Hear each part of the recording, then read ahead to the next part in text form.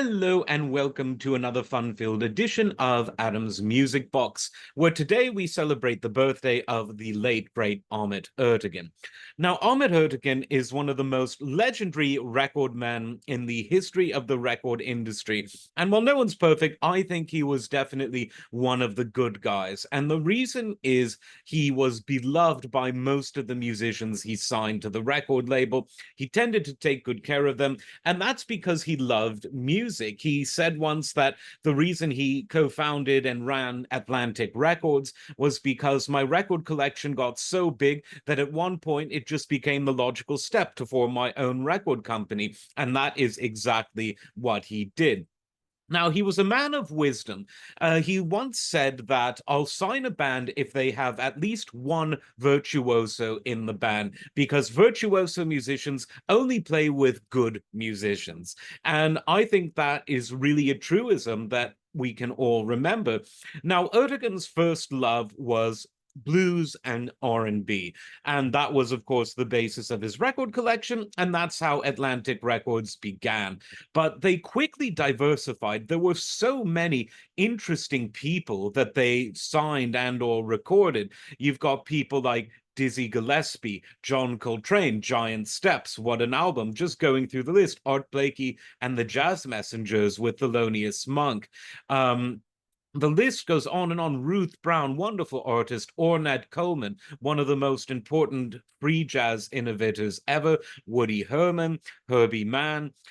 So you see a lot of jazz and some R&B in the early days, but as we go further into the 60s, you've got people like Dudley Moore, the comedian turned pianist. You've got people like Hubert Laws, who would later go on to CTI Records. Eddie Harris, wonderful musician. Brother Jack McDuff, one of my very favorite organists of all time. Freddie Hubbard, one of the great trumpeters of so many jazz-derived genres.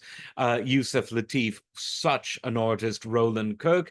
And then as we get into the late 60s, we see more and more rock and roll. Just going through the list here, Les McCann, another classic. On the rock side, he became very well known for being the person who discovered and signed Led Zeppelin. And as you can see behind me, that's a picture of Ahmet with Robert Plant. He was also responsible for the American distribution of many UK bands, such as Led Zeppelin, although he had them internationally, but bands like Yes, bands like Genesis. And the list goes on and on and on. I could read from more of it if you wish, but you know, Crosby, Stills, Nash and Young. He had so much diversity of music, ABBA, and the only thing that connected all of it is it was stuff that he believed in and or stuff that he thought would sell. And he had quite a good ear and eye for both of that. Now, his entry into the music business was sort of unusual. He was born the son of a Turkish diplomat who eventually became Turkey's ambassador to the United States.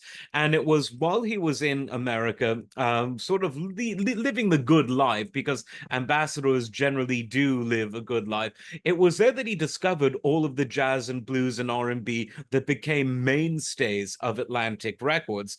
His father wanted him to follow in the family tradition of diplomacy, but his late night escapades sort of made that something that was going to be just not going to happen.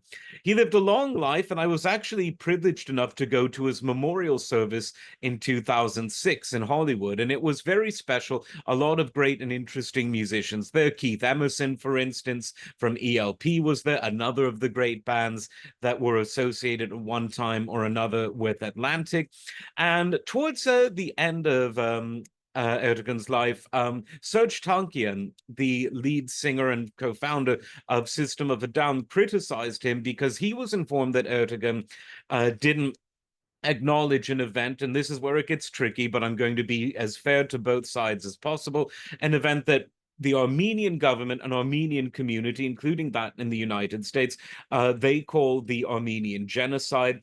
the Turkish government and many Turkish nationalists don't like the word genocide associated with the tragic events that occurred there. It's an issue of international dispute, but it was later reported that prior to his death, he actually did consider those events of 1915 a genocide and wanted to speak about it, but he was apparently encouraged not to, just to stay away from international political controversy. But he was a very interesting man. He wasn't really ever political.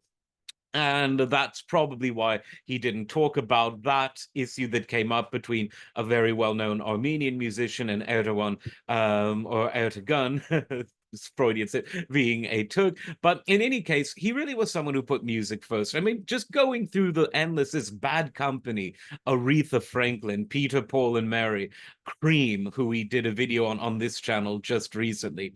Absolutely stellar. And this is before we get into the fact that Stax Records was originally formed by Ertegun as a sub-label of Atlantic, and Stax went on to become one of the most prominent soul and R&B labels in history. It rivaled Motown. It had more of an earthy sound in many ways. Think Isaac Hayes, Booker T and the MGs, and so on.